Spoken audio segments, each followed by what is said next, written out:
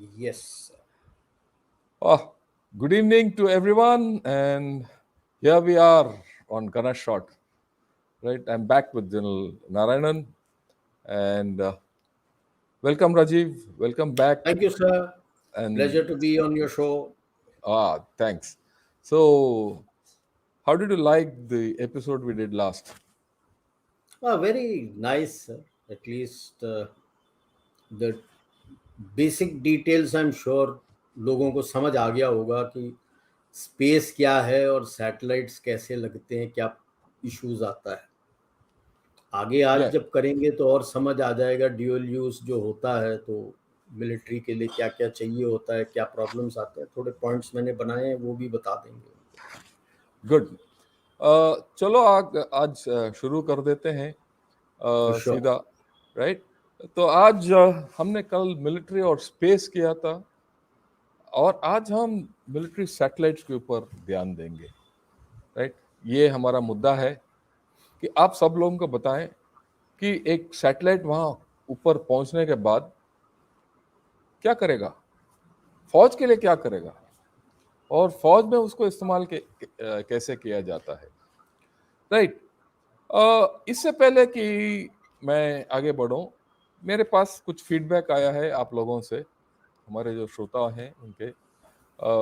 उन्होंने बोला है, can't thank you enough for such an educative session. Thank you sir for explaining this so simply. मैं यही मेरे तरफ से राजीव और हम बहुत आभारी हैं इतना पॉजिटिव फीडबैक देने के लिए। और मेरे को तो बहुत अच्छा हुआ कि एक आदमी ने भी नेगेटिव फीडबैक नहीं दिया इसके बारे में, राइट। और हमारा मुद्दा है कि ये जो जितना टेक्नोलॉजी है कितना सरल बना के एक आम आदमी को समझ में आए, वो हमारा मुद्दा है। आपका क्या राय है राजीव?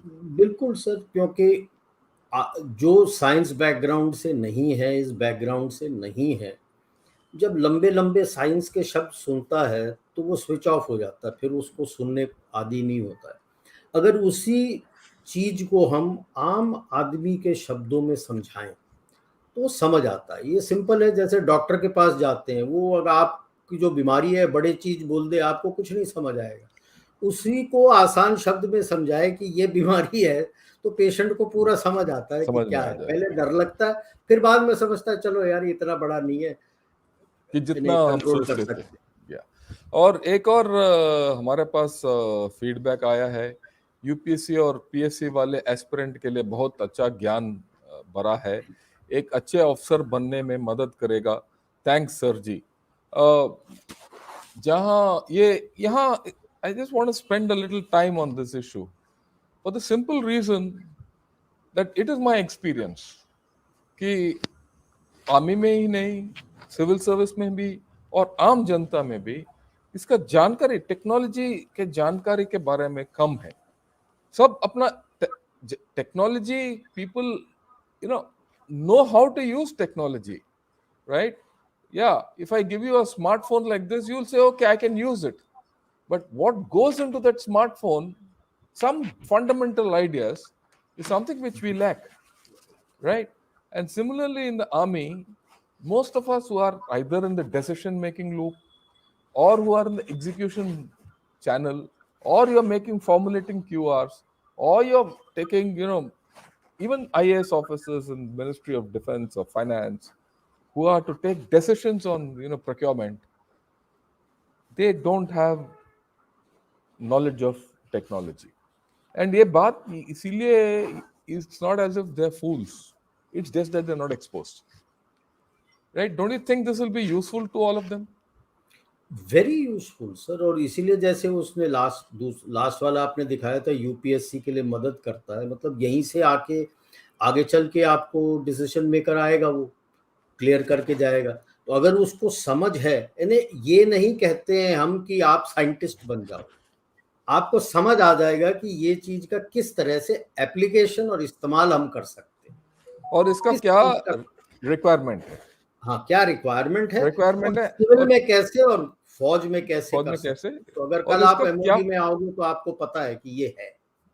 और इसका क्या अहमियत है हमारा नेशनल सिक्योरिटी के लिए। बहुत बहुत बहुत, इसी से सिविल बहुत। मिलिट्री फ्यूजन और बढ़ेगा। और इसीलिए मैं अब सबसे आग्रह करूंगा कि कृपया आप इस चैनल में सब्सक्राइब कीजिए और आपके दोस्तों को भी बुला लीजिए, चाहे आप वर्दी में हो या वर्दी छोड़ दिया हो, आपके जूनियर्स को भी बताइए और आपके सीनियर्स को भी बताइए और आपके साथियों को भी बताइए। अगर आप सिविल वॉक ऑफ लाइफ में भी हो, आपके जितने ये आईएएस आईपीएस ऑफिसर्स हैं जो आगे एमओडी वगैरह में हैं, उनको ये बताइए कि कृपया they should come on, thing. Right. Okay. Now we'll go ahead with, what we left off with yesterday, and we'll take it forward from there. We had an overview of what all we have done abhi tak, and then we focused on this. Today we are continuing with space. We are going to continue with space jab tak hum space ka pura silsila पूरा समझ में नहीं आया हो. Right. उसके बाद हमने देखा कि स्पेस का क्या कैरेक्टरिस्टिक्स हैं, और मिलिट्री सैटेलाइट्स के बारे में थोड़ा पढ़ा, और आज इसके बारे में और पढ़ेंगे. हमने देखा कि ओवरऑल कितने सैटेलाइट्स हैं, किस किस देश में कितने सैटेलाइट्स हैं, ये भी हमने देखा है. राइट. हमने एटमॉस्फेयर का और क्या लेयर्स हैं फ्रॉम ट्रोपोस्फियर टू एक्सोस्फियर देखा. ऑर्बिट्स देखा हमने, जीईओ, एमईओ, एलईओ क्या है, कहाँ जाता है, इसका जियो स्टेशनरी सैटेलाइट्स का आकार क्या होता है.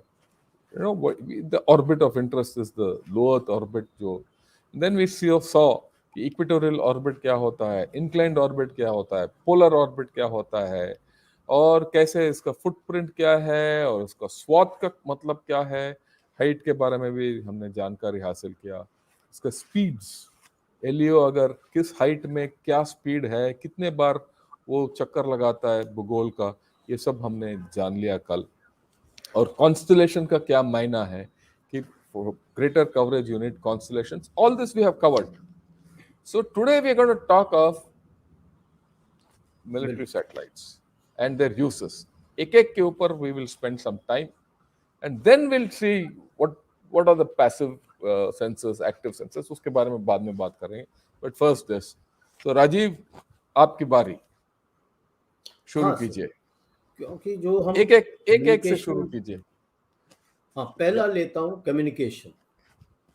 जो हम मिलिट्री सैटेलाइट का लेते हैं, अमूमन ये जियो स्टेशनरी या जियो सिंक्रोनस ऑर्बिट पे होता है. तो अच्छा फुटप्रिंट मिल जाता है उसको, बहुत बड़ा, और आराम से आप कम्युनिकेट कर सकते हो. ये थोड़ा फ्रीक्वेंसी का बता देता हूँ. फ्रीक्वेंसी का मतलब होता है कि जो अपना इलेक्ट्रोमैग्नेटिक बीम होता है, नॉर्मल स्ट्रेट लाइन से एक वेव बनाता है, एक ऊपर जाता है और फिर नीचे से वापस उसी जीरो लेवल पे आता है. तो ये एक साइकिल बोलते हैं. इसका अमूमन मेजरमेंट वो हर्ट्ज में लिया जाता है. जो साइंटिस्ट हर्ट्ज थे जिन्होंने इसका पता किया था. तो फ्रीक्वेंसी, एक साइकिल 1 सेकंड में करता है तो 1 हर्ट्ज होता है.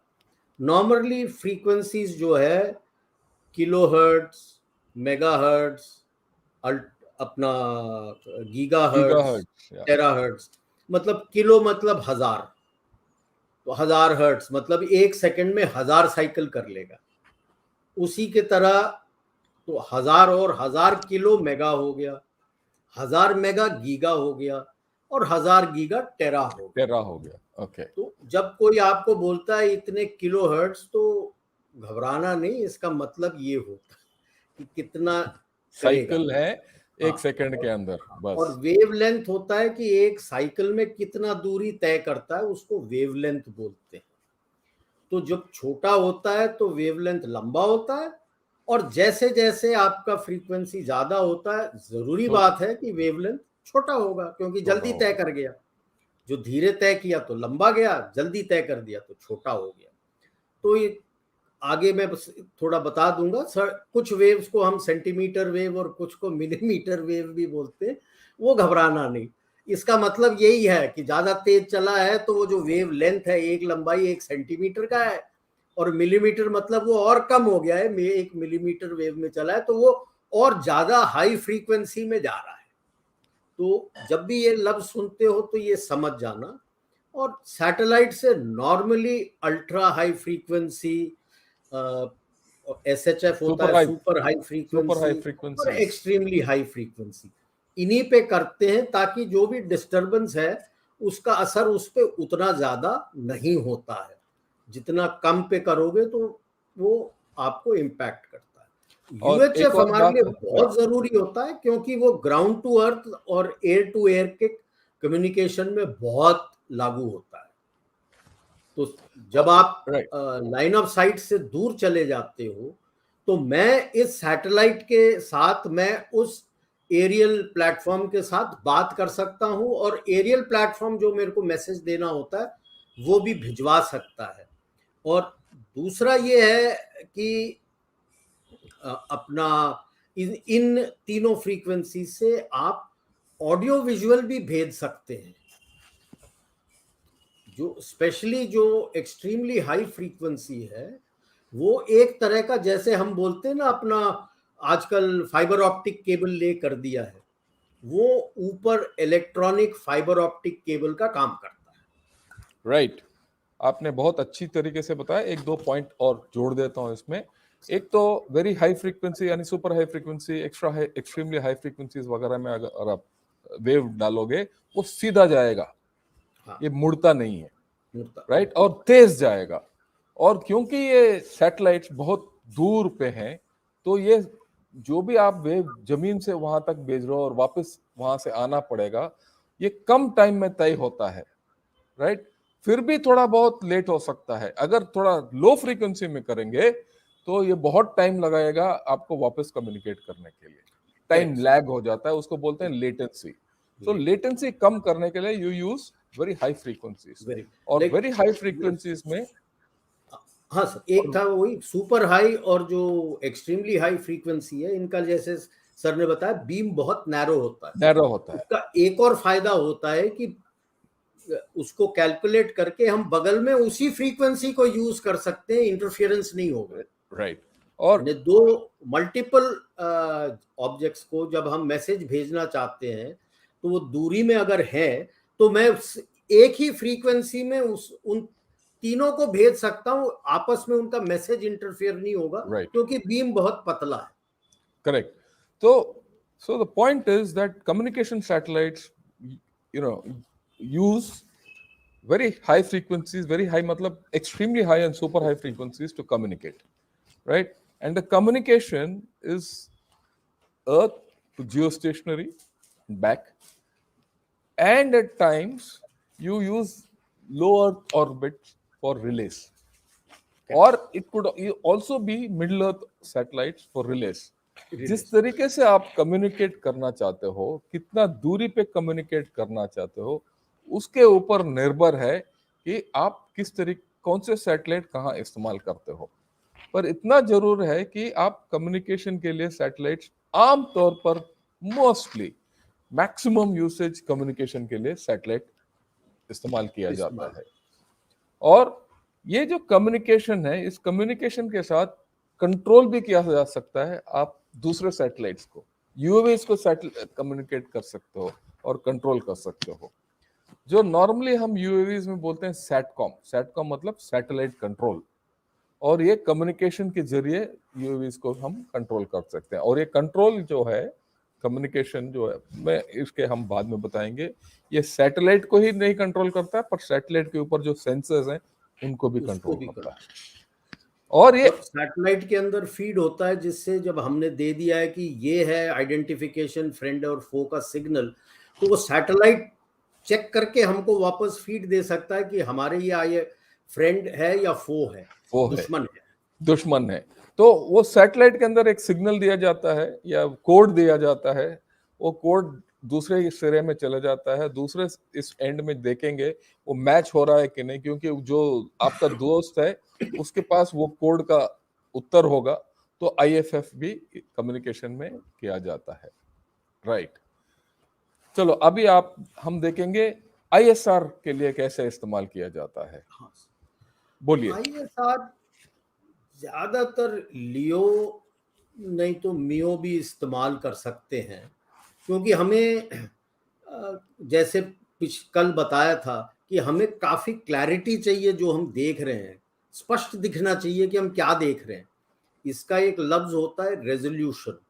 रेजोल्यूशन मतलब होता है कि क्लियर पता, कौन सा कम से कम डिस्टेंस है जहां से मुझे क्लियर पता लगे कि ये दो अलग अलग ऑब्जेक्ट हैं।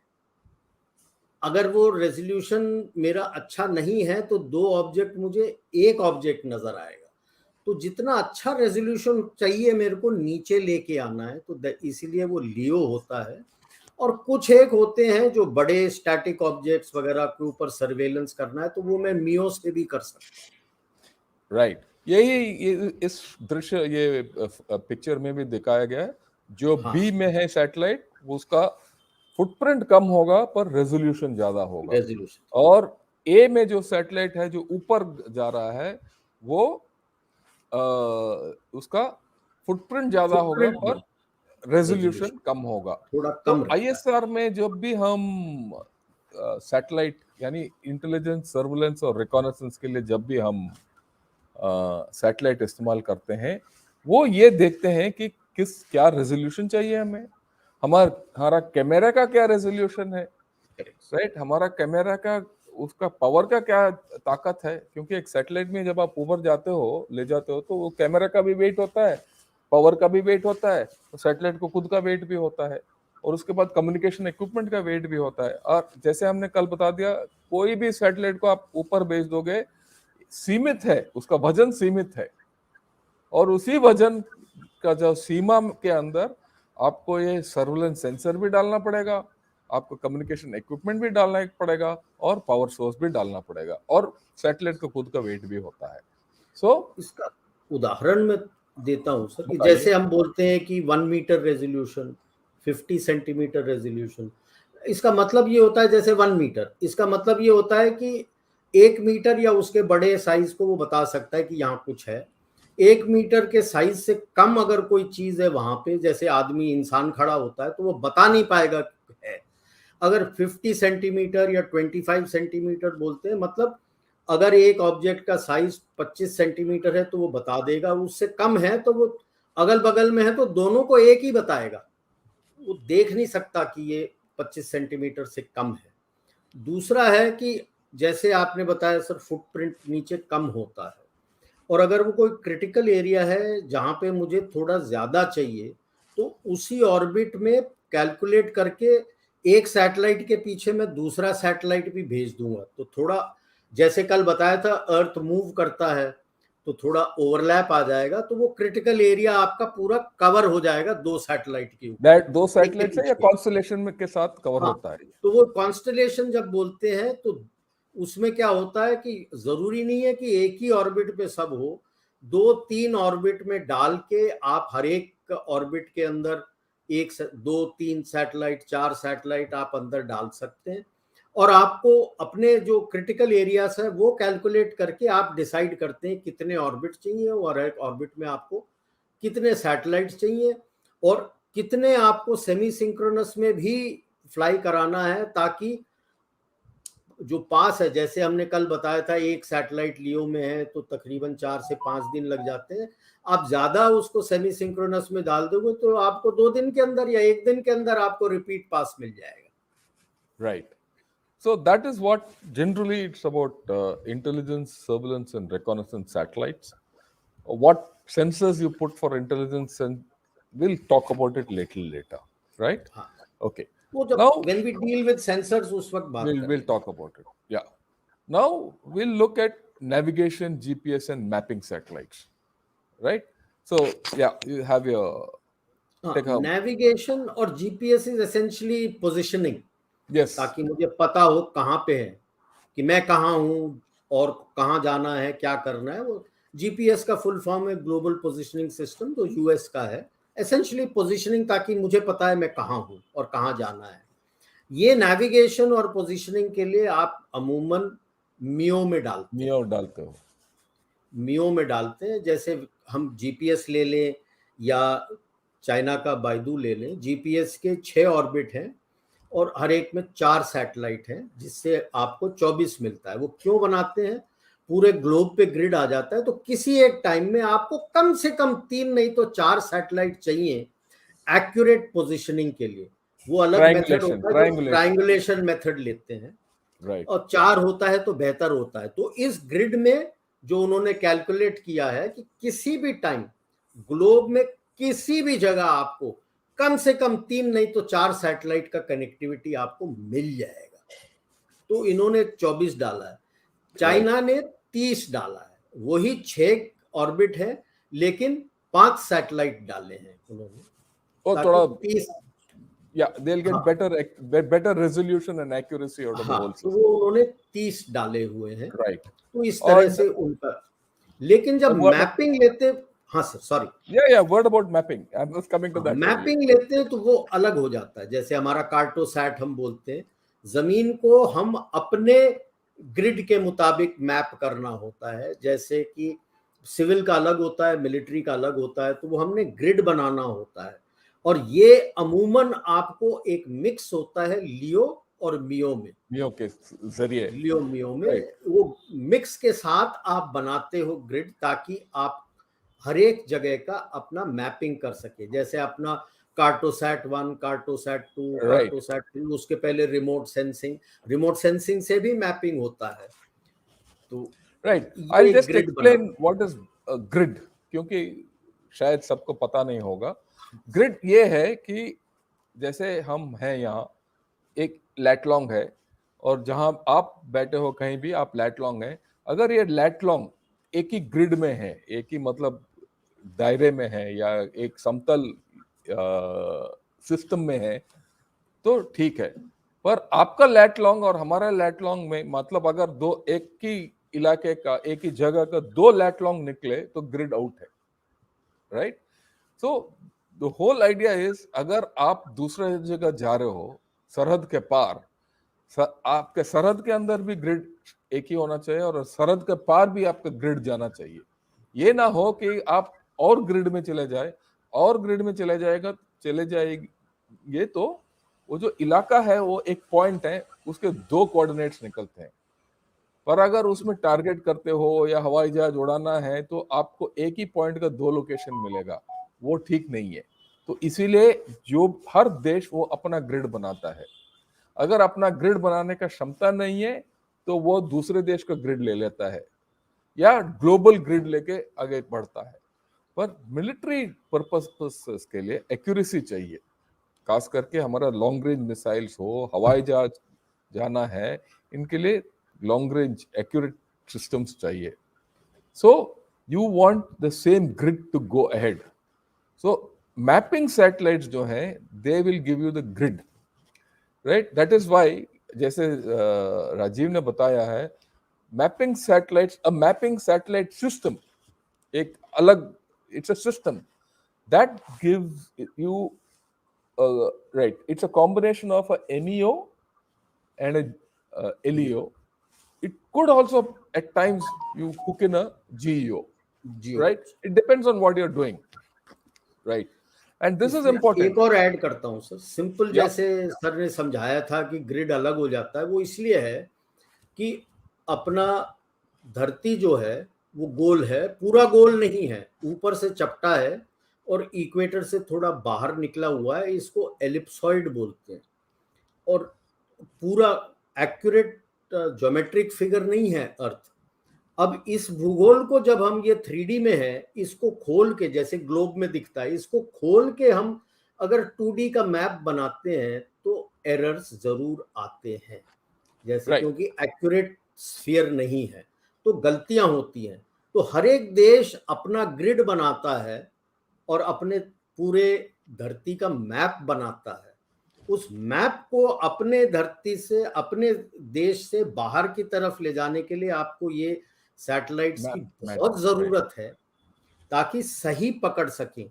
ये अगर गलत है तो ऊपर जो बताया हमने, इंटेलिजेंस, सर्वेलेंस, रिकॉनेसेंस, और जो आप IFF और कम्युनिकेशन की बात करते हैं, उसका लोकेशन आपका गलत हो जाएगा जमीन पे, वो सही आपको बता नहीं पाएगा। तो नेविगेशन भी और GPS भी, पोजीशनिंग भी अब आप कर रहे हो, मैं अपने सरहद से पार निकल गया और मैपिंग मेरा सही नहीं था, उधर पे मैंने ग्रिड नहीं बनाया, दूसरे के ग्रिड में गया, वो मेरे ग्रिड से अलग है, मुझे सही जगह नहीं पहुंच पाऊंगा। और उसी लिए सर ने बताया था कि लॉन्ग रेंज वेक्टर, आप और दूर जा रहे हैं, वो सही टारगेट पे, आप जिस टारगेट पे चाह रहे हो वो मिस कर जाएगा उसको। उसके अलावा हमारा जो नेवी के जहाज जाते हैं, पनडुब्बियां जाते हैं, करेक्ट, उनको भी जरूरत है कि कहाँ जा रहे हैं, उनको पता होना चाहिए अपने ग्रिड। किधर जा रहे अपने हैं। ग्रिड पे क्या है, भरोसा होता है कि हम कहाँ जा रहे हैं, हमें पता होना चाहिए,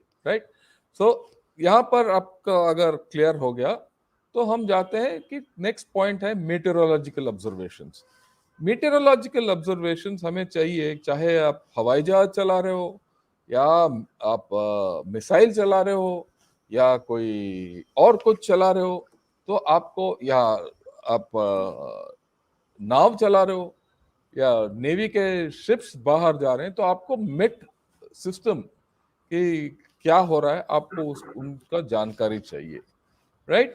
तो उसके लिए हम सैटेलाइट्स को भी इस्तेमाल करते हैं। और ये जो सैटेलाइट है वो मेट बेस्ड सैटेलाइट, तो जैसे आप पहले दूरदर्शन में या अभी भी बीबीसी में वो वेदर मैप दिखाते हैं ऊपर से, सैटेलाइट मैप, उसमें बताते हैं कि भाई कहाँ से बादल आ रहे हैं, कहाँ बारिश हो रहा है, वो सब उधर से पता चल जाता है। पर मिलिट्री यूज के लिए थोड़ा स्पेसिफिक्स और चाहिए। और ये क्या है, मिलिट्री सैटेलाइट्स जो ऊपर हैं उसको जोड़ते हैं ग्राउंड लेवल ऑब्जर्वेशन के साथ। अगर ग्राउंड लेवल ऑब्जर्वेशन और सैटेलाइट ऑब्जर्वेशन अगर आप हम पूरा जोड़ देंगे, तो तब हमें एक पूरा दृश्य मिलेगा कि इस इलाके का वेदर क्या है, इसके लिए हमें क्या करना है, क्या हम इस वेदर में ऑपरेशंस कर सकते हैं, और क्या इस वेदर में ऑपरेशन करना चाहिए, क्योंकि अच्छा वेदर में या बुरा वेदर में कहीं भी ऑपरेशन कर सकते हो, वो आपका टैक्टिक्स के ऊपर है। तो ये सब खबर आपको वेदर सैटेलाइट से मिलेगा। आप कुछ ऐड करना चाहते हो तो आप कीजिए। हाँ सर, एक ही एक संदेश देना है कि जो भी ये हम वेदर का प्रेडिक्शन वो सैटेलाइट देता है, वो 48 से 72 घंटे के लिए एक्यूरेट रहता है, क्योंकि वेदर बहुत डायनेमिक होता है और शिफ्ट होता रहता है। उसका प्रेडिक्शन का अभी शायद जब ये बिग डेटा एनालिटिक्स वगैरह आ रहे हैं, शायद और एक्यूरेसी बढ़ जाए, लेकिन आज तक 48 आइडियल होता है, 72 आवर्स तक आप प्रेडिक्ट कर सकते हो, और वो एक्चुअली मिलिट्री ऑपरेशन के लिए काफी है। नहीं, in fact I'll put a thing ahead, because being a artillery officer, we, when you fire guns, when you fire missiles, you need met actually every 2 hours, क्योंकि 2 घंटे में मेट बदली हो जाता है। नहीं, और वही जब बोल रहा हूँ फाइटिंग, कि वो जो प्रेडिक्ट करके दे रहे हैं वो अगले वो मोटा 48 मोटा, घंटे के लिए एक्यूरेट रहता है। नहीं, that accuracy is only for general accuracy, but when you're general actually general firing, you need two आपको तो, hours accuracy। हाँ, वो तो आपको वो अपना तो रेडियो साउंड ऊपर भेज के इमीडिएटली पता तो करके यू करते नीड टू रहना डू पड़ता विद द रेडियो साउंड, वही मैं बता रहा था है। एंड कि मेट आप ग्राउंड बेस्ड मेट और सैटेलाइट मेट ऊपर, दोनों को जोड़ के आपका जो दृश्य निकलेगा, आपका मेट का जो मैप निकलेगा, उसके मुताबिक आप ऑपरेशंस कर सकते हो, राइट। सिर्फ ये इतना बताना था, ताकि आप सबको पता है कि मेट सैटेलाइट्स का क्या मायना है मिलिट्री में। Okay, electronic warfare. Electronic warfare बहुत किस्म के होता है, it could be passive, it could be active. Jamming कर सकते हैं आप, और दुश्मन के जो भी उसका इलेक्ट्रॉनिक एक्टिविटी आप सुन सकते हो, राइट। तो और इसके लिए एक सैटेलाइट जो है ना, बहुत अच्छा प्लेटफॉर्म है ये इलेक्ट्रॉनिक वॉरफेयर करने के लिए, राइट, या जारी रखने के लिए, राइट। ये दोनों काम आता है।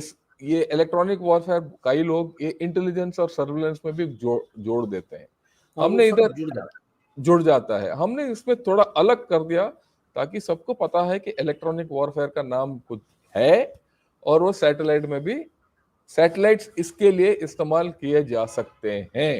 या टेक। है। बिल्कुल सर, सैटेलाइट तो आइडियल है। जैसे अगर आपने जियो पे लगा दिया, या मियो के कॉन्स्टलेशन में लगा दिया, इवन लियो के कॉन्स्टलेशन में लगा दिया, आप सिगेंट एलेंट सिग्नल का इंटेलिजेंस, इलेक्ट्रॉनिक्स का इलेक्ट्रॉनिक, इंटेलिजेंस काफी आराम से पिकअप कर सकते हो। राइट। सो विल, आप राइट। एक चीज इसका ही बताऊंगा, जैसे कारगिल वॉर का वो कह रहे थे कि ये मुजाहिद हैं, लेकिन क्या हमने उनके पिक किया था? मुशर्रफ टेलीफोन में बात कर रहा था अपने चीफ ऑफ जनरल स्टाफ से, चाइना से पाकिस्तान में, वो पकड़ लिया और पूरा पकड़ टेप लिया हो गया। हमने, वो पूरा सेटेलाइट से और ही वो हमें पकड़ लिया। भांडा फूट गया कि वो उनके फौजी थे वहां पे नदर्न लाइट इन्फेंट्री के। बिल्कुल राइट। सो इलेक्ट्रॉनिक वॉरफेयर का काफी हद तक आप मिलिट्री सैटेलाइट्स के जरिए कर सकते हो, राइट। ओके, इसमें जैमिंग भी कर सकते हो, पर जैमिंग के बारे में हम एक्टिव सेंसर्स में बाद में बात करेंगे। Okay, next fallout monitors. Fallout monitors तब किया जा इस्तेमाल, फॉलोआउट का मतलब क्या है, ये आमतौर पर न्यूक्लियर फॉलोआउट के लिए इस्तेमाल किया जाता है, राइट। कि अगर कोई एटमी विस्फोट हो गया कहीं, कि उसका फॉलोआउट कहाँ कितना दूर है, सब कुछ के लिए इसको हम सैटेलाइट्स को इस्तेमाल कर सकते हैं। उससे ज्यादा हम बात नहीं करेंगे क्योंकि these are not common satellites, right. And then will talk about killer satellites. Killer satellites क्या होते हैं, आप थोड़ा इसके ऊपर ज्ञान दीजिए राजीव। किलर सैटेलाइट्स होते हैं जो या तो सैटेलाइट टू सैटेलाइट कर सकता है कुछ, या सैटेलाइट टू ग्राउंड कर सकता है। वो लोअर लेवल पे आ जाता है, नियर स्पेस पे भी आ जाता है, जिसके बारे में हम बात करेंगे। काइनेटिक भी हो सकता है, नॉन काइनेटिक भी हो सकता है। काइनेटिक मतलब आपके जैसे कोई सैटेलाइट का लाइफ खत्म हो गया या खत्म होने वाला है और लड़ाई लग रही है, तो उसके पावर से नीचे लाने के बजाय आप दुश्मन के सैटेलाइट को जाके हिट कर दो, सीधे 1-to-1 हिट करके उसको निकाल दो, तो वो तो किलर सैटेलाइट हो गया। वो it is not typical a sat की मैंने नीचे से मिसाइल फायर किया, वो सैटेलाइट को ही मैंने भेज के दूसरे धक्का दिया। सैटेलाइट को हिट कर दिया। नॉन काइनेटिक कई तरह हैं, डायरेक्टेड एनर्जी वेपन्स हैं, मैंने जैम कर दिया उसके सिस्टम्स, या छोटा सा उसमें दे दिया जो ईएमपी पल्स लगा के दे सकता है, या लेजर लगा के दे दिया, वो उसको जला दिया उसके सिस्टम्स को। तो ये नॉन काइनेटिक मेथड है कि फिजिकल कांटेक्ट नहीं है, लेकिन मैंने आपका सिस्टम खराब कर दिया। Right, good. सो हमने जान लिया कि मिलिट्री सैटेलाइट्स क्या होते हैं, किस तरीके के होते हैं, और कहाँ कहाँ इस्तेमाल किए जाते हैं, और किस तरीके से वो ये इस्तेमाल करते हैं। अभी सैटेलाइट्स के ऊपर सेंसर्स होते हैं अमूमन, राइट। ये सेंसर्स एक्टिव भी हो सकते हैं या पैसिव भी हो सकते हैं, राइट। ये एक्टिव सेंसर्स क्या होते हैं और पैसिव सेंसर्स क्या होते हैं, और इनका क्या फंडामेंटल्स हैं, इसके बारे में अभी हम जानकारी हासिल करेंगे, राइट। ओके, सॉरी, या ओके। जहां तक पैसिव सेंसर्स हैं, मोटे मोटे बता दूंगा, then Rajiv will explain in further detail. Most military sensors fall in the passive category, right? This is the simplest, right? Passive sensors are those which don't radiate, they receive, they just see and receive. जैसे हमारा आंख है, देखते हैं, right? Yeah, they use the illumination of the sun or the emissions of the target to detect. यानी कि अगर target चमक रहा है तो उसको पकड़ लेगा, अगर टारगेट एमिट कर रहा है सिग्नल्स तो उसको पकड़ लेगा, या सन का रिफ्लेक्शंस अगर उसके ऊपर दिन में पड़े तो उसको पकड़ लेता है, right. They can also use the emissions, the heat, everything of the target to pick it up if you use say thermal images or something like that, जो नाइट विजन है।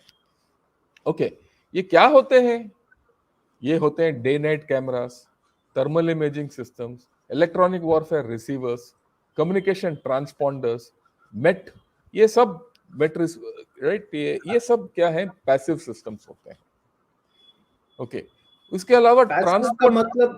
पैसिव का मतलब आगे मैं उनको समझा दूं दर्शकों को कि ये है अपने तरफ से कोई एमिट नहीं कर रहा, एमिट ना कर रहा है, वो जो वो ले रहा टारगेट है, है, बस चुपचाप बैठे बस ले रहा हाँ, है। ले रहा है। अगर आप टॉर्च लाइट उसके ऊपर करोगे, एक सैटेलाइट के ऊपर, आपका जो टॉर्च लाइट का एमिशन पकड़ लेगा वो, राइट। वो खुद नहीं दिखाएगा कि वो क्या कर रहा है। जैसे नॉर्मल रडार होता है कि वो अपना बीम फेंकता है और और रिटर्न जब बीम आता है कितने टाइम से उसको कैप्चर करके आपको बता रहा है, मतलब वो राइट, एक्टिव है, मतलब कुछ फेंक रहा है। पैसिव कुछ नहीं फेंक रहा, आप जो भेज रहे हो उसी को ऑब्जॉर्व करके बता रहा है। राइट, जैसे इसके अलावा कैमरा होता है, सर ने बताया सन, आदमी खड़ा है, धूप पड़ा है उसके ऊपर, आपका कैमरा देख सकता है कि कुछ है वहां पे, तो वो आपको पिकअप करके दे देगा भाई यहाँ पे कुछ है। राइट। उसके बाद ये जो ट्रांसपॉन्डर्स का नाम हमने इस्तेमाल किया, ट्रांसपॉन्डर्स इस्तेमाल किए जा सकते हैं normally for command and control, air space management, UAV या एयरक्राफ्ट कंट्रोल, सैटकॉम जैसे मैंने बताया। उसमें क्या होता है कि हवा, ये एक यूएवी कहीं मंडरा रहा है, राइट, आप उसको कंट्रोल करना चाहो तो 1000 किलोमीटर 2000 किलोमीटर के दूरी से, वो आपका कंट्रोल सिस्टम वहां है, पर आप डायरेक्ट यूएवी के साथ क्या कम्युनिकेशन नहीं कर सकते हो।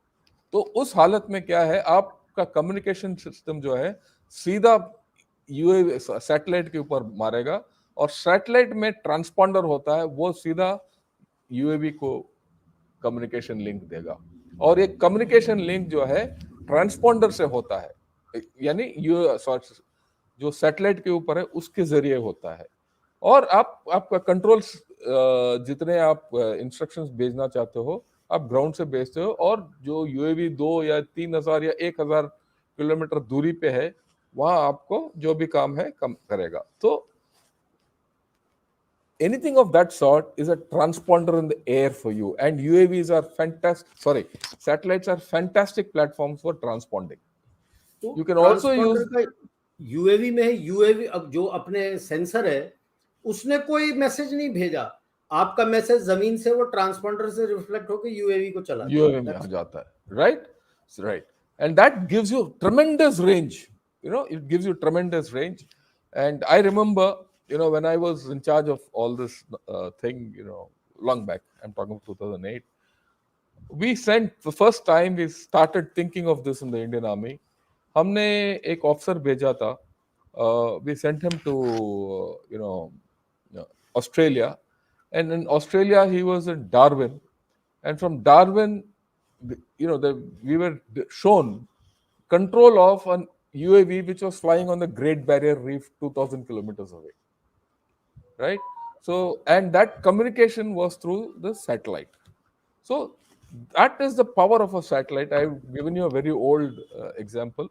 Believe you me, we have some of these, and we have this capability. वही ट्रांसपॉन्डर का खसूसियत ये है कि जिस फ्रीक्वेंसी में सिग्नल उसको आता है, आमतौर पे वही फ्रीक्वेंसी में नहीं जाएगा, वो जो यूएवी का सिग्नल है वो सिग्नल में जाएगा। तो आपको जैम करना मुश्किल हो जाता है, क्योंकि वो बेसिकली रिले कर रहा है but different frequency. Right, so like जैसे हमने बताया, transponders are used for command and control, air space management, UAV या एयरक्राफ्ट का भी कंट्रोल हो सकता है, और उसके अलावा रेंज ऑफ कम्युनिकेशन को भी बढ़ाने के लिए हम ट्रांसपॉन्डर इस्तेमाल कर सकते हैं, राइट। ये है पैसिव सेंसर्स। एक और चीज, एक दो चीज और मैं आपको बताना चाहता हूँ। पैसिव सेंसर्स इस्तेमाल करने से आपका क्या है, एनर्जी रिक्वायरमेंट्स या इलेक्ट्रिसिटी रिक्वायरमेंट्स कम होता है। इसकी वजह से आपका जो कैपेसिटी बढ़ सकता है। गिवन एक, अगर आपके पास 50 किलो का, मान लो एक उदाहरण के तौर पर 100 किलो का सैटेलाइट आप ऊपर भेजना चाहते हो, अगर आप पैसिव सेंसर्स लगाओगे, क्योंकि आपका पावर सिस्टम्स कम है, तो आपका जो सेंसर जो है थोड़ा पावरफुल हो सकता है, राइट, एक्टिव के जरिए, एक्टिव के बनस्पत। So passive sensors have this great advantage, and they give you stealth, क्योंकि नीचे नहीं पता कि आप क्या कर रहे हो, क्योंकि आप सिर्फ सुन रहे हो या देख रहे हो पैसिव सेंसर्स के साथ, या सिर्फ ट्रांसपॉन्ड कर रहे हो। इसमें क्या है, सैटेलाइट चुपचाप अपना काम करता रहता है, और आपको जो इंटेलिजेंस वगैरह चाहिए या जो आपका काम हो रहा है वो चुपचाप हो रहा है, right. So this is what we had to say about passive sensors. Anything more you want to add? Please add. नहीं, अभी के लिए तो इतना ही है। Okay, इतना बहुत है। So right. The next is active sensors. Active sensors जो हैं थोड़ा complex होते हैं. They will be radars. They could be synthetic aperture radars. और आजकल वो LiDARs भी हो सकते हैं. They could be laser-based devices, right? They could be electronic emissions for jamming. Jamming के लिए भी इस्तेमाल कर सकते हो. Directed energy weapons के लिए भी इस्तेमाल कर सकते हो. ये directed energy weapons satellite to satellite भी हो सकता है, satellite to ground भी हो सकता है, right? पर ये जो एक्टिव सिस्टम में सबसे बड़ा प्रॉब्लम है पावर मैनेजमेंट, पावर जनरेशन। क्योंकि एक्टिव सिस्टम आपको पता होना चाहिए, रडार मान लीजिए, ये हमारा सैटेलाइट जो है 300 से 800 किलोमीटर ऊपर है, वहां से एक रडार बीम को मारना जमीन के ऊपर और उससे रिफ्लेक्टेड बीम वापस अगर सैटेलाइट में जाना है तो उसके लिए बहुत पावर चाहिए सैटेलाइट के ऊपर, सैटेलाइट के अंदर।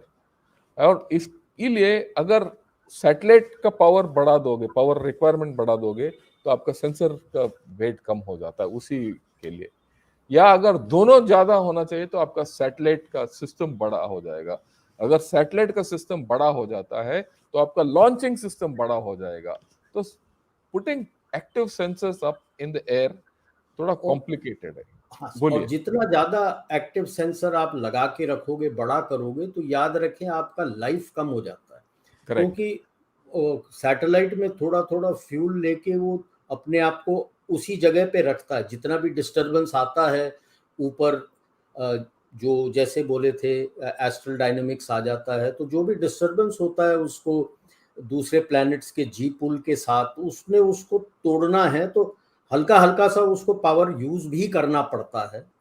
और उससे क्या होता है, जो रेसिडुअल पावर, इसको अब भारी चीज को उसको हिलाना है तो ज्यादा फ्यूल कंज्यूम होता है बनिस्बत पैसिव सेंसर के, जहां पे भारी नहीं होता वो।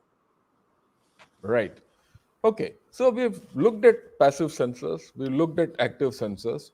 Okay. We'll see कि एक सैटेलाइट सिस्टम में क्या क्या होता है। ओके।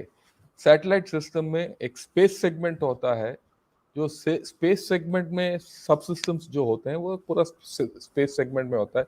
स्पेस सेगमेंट क्या है? वो सेगमेंट है जो सैटेलाइट में जो भी है वो अंतरिक्ष में है। एक सैटेलाइट सिस्टम में अर्थ सेगमेंट और उनके सब सिस्टम होते हैं। वो क्या है? जो कंट्रोल, एनालिसिस वगैरह वगैरह के लिए होता है। और इसके बीच में कम्युनिकेशन लिंक्स होते हैं, राइट। अगर आप ऊपर देखेंगे एक स्पेस सेगमेंट में जो सब सिस्टम्स होते हैं, सेंसर्स हो सकते हैं, सैटेलाइट खुद एक सब सिस्टम है क्योंकि वो it is the platform on which everything is going up. Power transmissions and control सब सिस्टम्स होते हैं। ये कंट्रोल सब सिस्टम्स क्या होते हैं? वो सेंसर्स जो हैं उनको कंट्रोल करने के लिए there are, right. So these are the sub systems which are there in the space generally.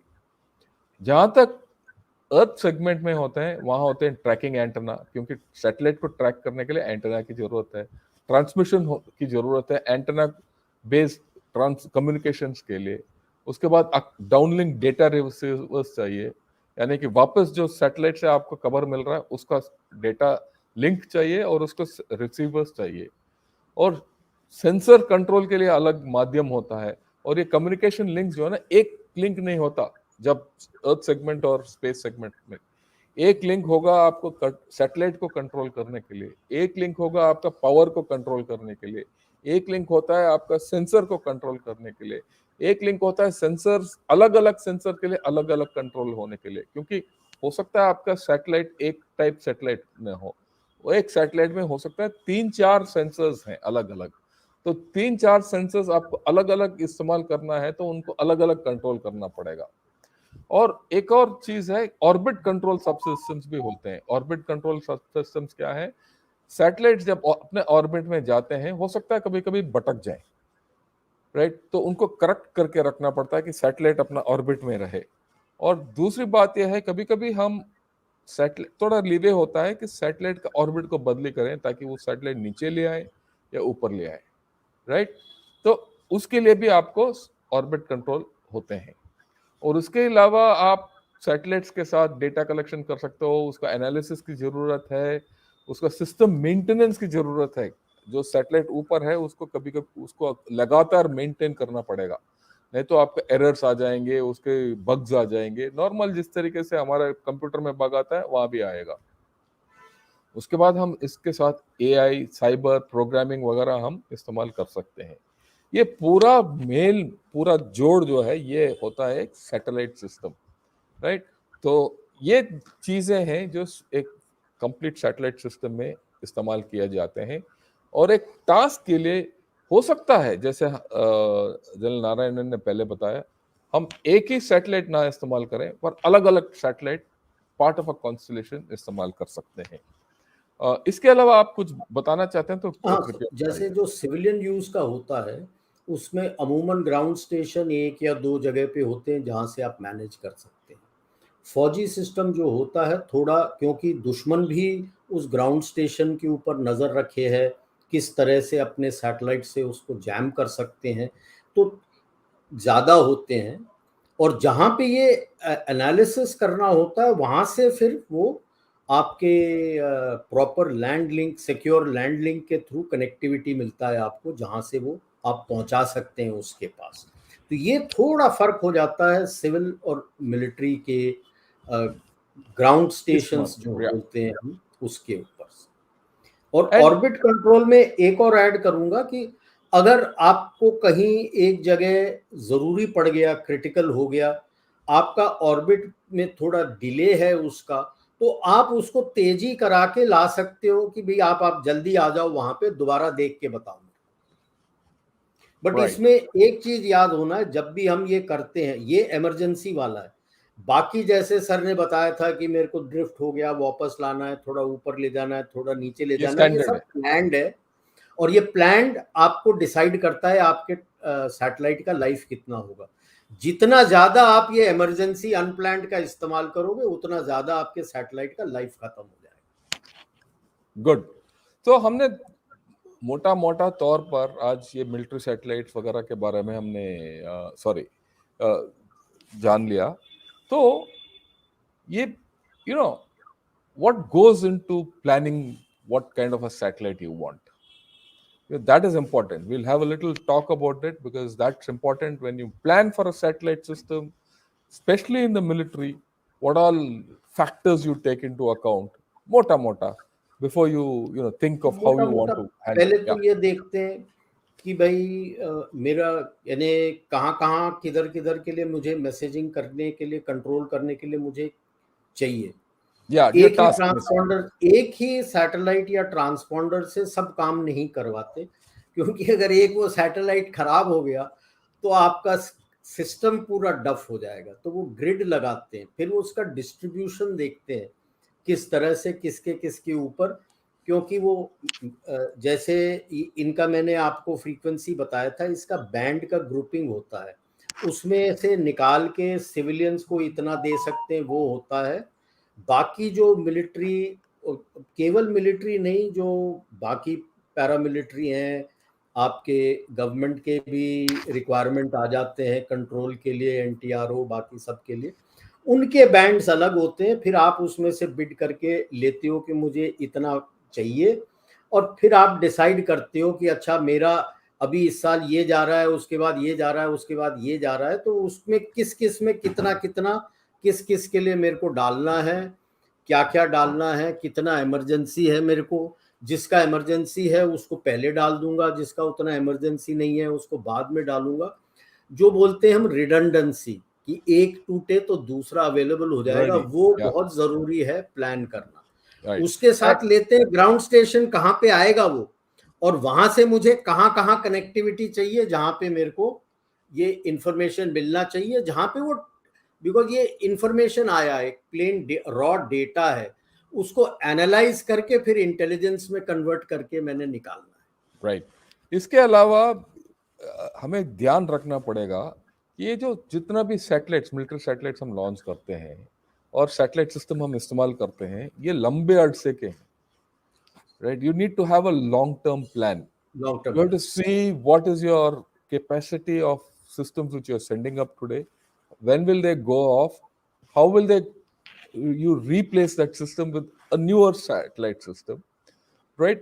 और जब भी हम करेंगे, ये है कि आज आपने एक टेक्नोलॉजी के साथ एक सैटेलाइट बढ़ा दिया, आगे कर दिया, 5 साल के बाद अगर उस सैटेलाइट को आप रिप्लेस कर रहे हो तो उस वक्त का टेक्नोलॉजी अलग होगा। अलग। क्या उस वक्त का टेक्नोलॉजी आपका ग्राउंड बेस्ड टेक्नोलॉजी के साथ मेल मिलाप है कि नहीं? या दूसरी बात यह है कि आपके पास एक सैटेलाइट ऊपर घूम रहा है, वो 5 साल पुराना या 10 साल पुराना सैटेलाइट है, उसका टेक्नोलॉजी पुराना है, पर आपके ग्राउंड सिस्टम्स का टेक्नोलॉजी आगे बढ़ गया। और किस तरीके से आप इसको हैंडल करते हो, this technology mismatch handling technology Handling mismatch in satellites big operations challenge, is a huge big challenge. challenge, और right? लाइक क्योंकि या पिछले इसमें आपने बताया था, मैंने आज डिसाइड किया कि ये चाहिए, वो कल नहीं जाएगा। कम से हाँ कम 1 से 2 साल लगेंगे जब कुछ सेटअप करके ऊपर जाके पोजीशन में पहुंचेगा। पोजीशन में, अभी तो राइट? मैंने ग्राउंड में प्लान किया है, तो इस बात का भी ध्यान रखना है आपको कि आप जो प्लान कर रहे हैं आज, वो आज से कम 1.5-2 साल बाद ऊपर पहुंचेगा। ऊपर पहुंच जाएगा। और ये बात एक और बात इसमें है और कि वो एक बार कम से कम 5 साल चलेगा। हाँ, आप ये नहीं सोच सकते हो कि भाई हमने ऊपर भेज दिया यार, ये टास्क भी करा लो, तब तक टाइम खत्म। एक बार ऊपर पहुंच गया तो आप उसको जो है उसी के वो साथ काम करना पड़ेगा, राइट? ये मोटे मोटे तौर पर हमने आपको प्लानिंग वगैरह वगैरह बता दिया। तो will take some questions which are there, हाँ राइट? या सो